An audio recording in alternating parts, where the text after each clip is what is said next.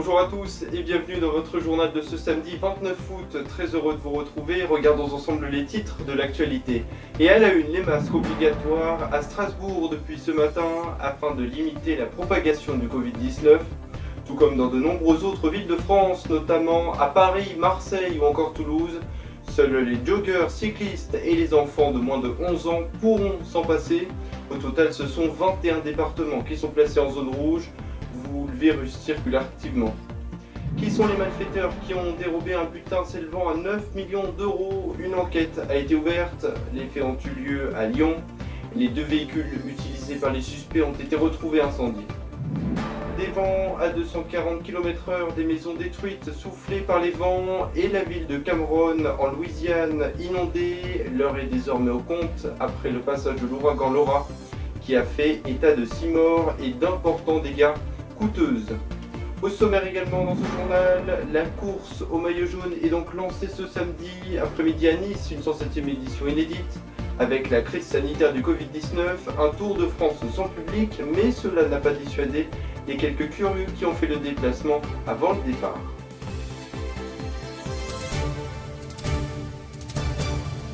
De nombreux cafouillages autour du port du masque devenu obligatoire dans les espaces publics, notamment à Toulouse, Paris, Marseille et depuis ce matin la ville de Strasbourg a rejoint la liste. Seuls les joggeurs, cyclistes et enfants de moins de 11 ans peuvent s'en dispenser.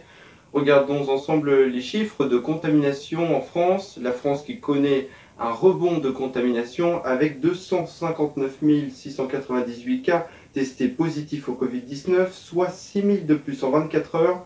30 576 décès, dont 32 supplémentaires et 85 984 guérisons. Dans le monde, ce sont 24 466 482 personnes contaminées, 831 827 décès et 16 137 guérisons. Aux États-Unis, le président américain a annoncé, je cite, que des centaines de millions de doses seront rapidement disponibles. En parlant du vaccin, Donald Trump souhaite d'ailleurs que ce vaccin soit trouvé avant la fin de l'année. Je vous propose désormais de découvrir le tour d'horizon de ce Covid-19 avec ce bilan de Mathis Armand. L'épidémie de coronavirus reprend doucement mais sûrement en France. 6111 cas ont été enregistrés en 24 heures sur la journée du mercredi 26 août et c'est presque 700 cas de plus que la veille. Il s'agit d'un record depuis le déconfinement. Il y a certes davantage de tests, mais tous les indicateurs montrent une reprise de l'épidémie. La proportion de personnes positives a sensiblement augmenté, passant d'environ 1% par semaine en moyenne à la fin du mois de juin à plus de 3% à la fin du mois d'août. Ce sont davantage les jeunes qui sont plus touchés par rapport au mois de mars, car les personnes vulnérables font plus attention et sortent moins. Alors, le gouvernement et les préfets prennent des mesures plus contraignantes à la vue de ces chiffres. Jeudi 27 août s'est tenue une conférence afin de préparer la rentrée sur le plan sanitaire avec le Premier ministre, le ministre de la Santé et de l'Éducation. 21 départements sont aujourd'hui en zone rouge. Cette indication permet au préfet de mettre en place des mesures plus strictes. Comme à Paris et sa petite couronne, où partout et depuis hier 8 heures, le masque est devenu obligatoire dans la rue. La mesure concerne tous ceux qui respirent à l'air libre dans l'espace public, piétons, joggeurs, cyclistes et etc. Seuls les usagers de véhicules à moteur tels que les voitures y sont dispensés. Une amende de 135 € est d'ailleurs prévue pour non-respect de la mesure. Dans les Bouches-du-Rhône également, une mesure qui fait débat a été mise en place. Les bars doivent fermer à 23 heures sous peine d'une amende de 190 €. Dans les départements rouges, il est impossible de déroger à la règle des événements réunissant au maximum 5000 personnes. Le port du masque est également obligatoire dans tous les lieux clos en présence d'autres personnes. La mesure s'applique aussi dans le domaine professionnel, à l'exception des bureaux individuels. Dans la semaine du 16 au 23 août, 840 000 tests ont été réalisés. Et le ministre de la Santé, Olivier Véran, souhaite aller plus loin et passer à 1 million de tests par semaine à court terme. Pour ce qui est de l'éducation, Jean-Michel Blanquer a communiqué les règles de cette rentrée. Le masque sera obligatoire pour les collégiens et lycéens et pour tous les personnels éducatifs, ainsi que dans les écoles maternelles. Et la mesure est aussi applicable pour les étudiants et professeurs dans le supérieur. Les masques ne seront pas donnés gratuitement par l'État aux familles, à l'exception de celles en situation de précarité. D'autres mesures pourront être prises, mais au cas par cas, a rappelé le ministre. Mais l'espoir renaît à présent car la Chine, premier pays touché par le virus, n'enregistre plus que quelques cas par jour et uniquement des personnes venant de l'étranger. De plus, le masque n'est plus obligatoire dans la rue en Chine. Vous l'aurez donc compris, 21 régions en France se sont donc placées en zone rouge et de nombreux pays européens ont pris des mesures de restriction, notamment en Allemagne, Belgique, Danemark ou encore en Hongrie où le pays a décidé de refermer ses frontières pour les non-résidents. L'Italie n'a pas envisagé de restrictions alors que les chiffres épidémiques repartent à la hausse. Retour en France, où Emmanuel Macron, accompagné du ministre de l'économie Bruno Le Maire, était en visite hier à Villeneuve-la-Garenne, dans une usine pharmaceutique. Le chef de l'État a annoncé 15 milliards d'euros pour l'innovation et la relocalisation, un plan de relance pour l'avenir d'ici 2030, un projet de 100 milliards d'euros qui sera d'ailleurs présenté la semaine prochaine au gouvernement. Sachez également que François Bayrou sera nominé haut commissaire du plan, une nomination qui aura lieu en théorie le 3 septembre prochain, malgré sa mise en examen dans l'affaire des assistants du parti centriste. C'est un événement qui va avoir lieu dès le 2 septembre prochain. Un procès va avoir lieu 5 ans après les attentats qui ont coûté la vie à 8 membres du journal de Charlie Hebdo début janvier 2015, avec à la barre des membres du Parti civil. Un événement qui sera largement médiatisé et que nous suivrons sur nos réseaux sociaux. Un butin à 9 millions d'euros dérobé hier matin à Lyon. Les malfaiteurs se sont enfuis après avoir incendié 2 fourgons blindés à la Banque de France à Lyon. Les malfaiteurs sont toujours recherchés. Cette affaire qui rappelle d'ailleurs une autre similaire de 2009 avec 11,6 millions d'euros dérobés par Tony Musulin. Dans les Yvelines, un distributeur de billets a lui été visé d'une explosion ce jeudi. L'auteur des faits est activement recherché et une trentaine de personnes auraient été blessées après l'explosion.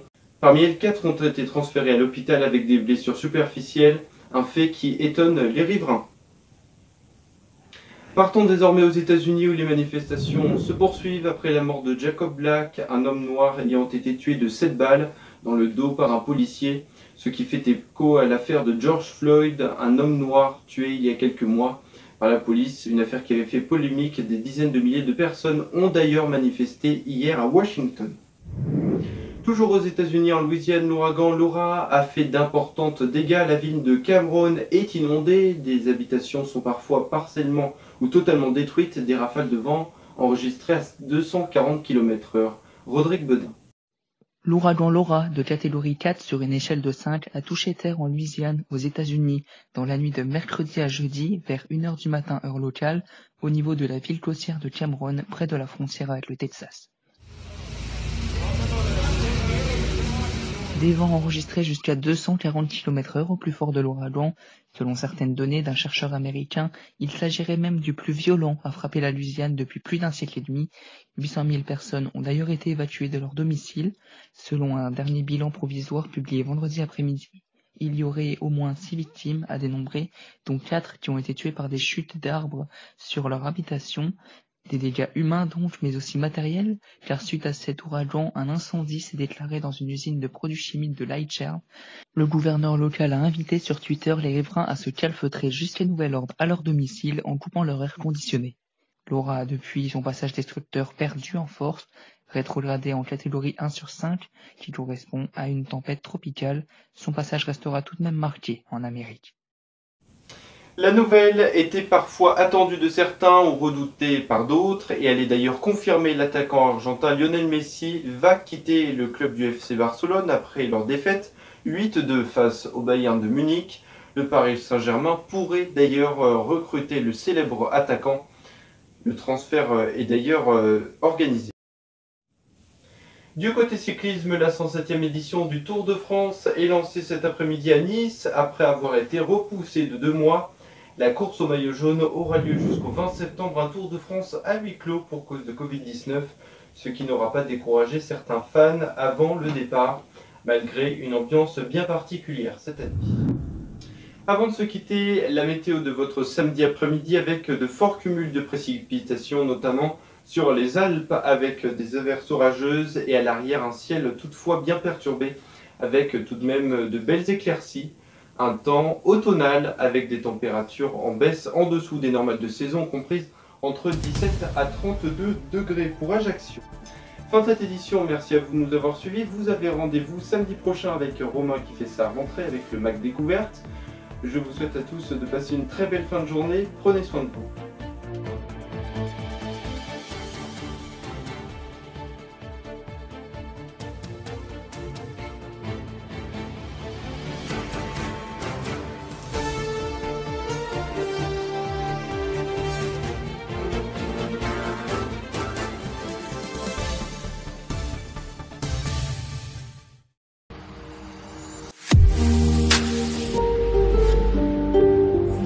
Je vous donne rendez-vous samedi prochain à 17 h pour le retour du Mac Découverte sur AR1. Pour débuter cette 3e saison, nous irons passer 2 jours au Puy du Fou. Puis Mathis Armand nous parlera des conséquences des cigarettes sur l'environnement dans la minute écolo. À samedi prochain sur AR1.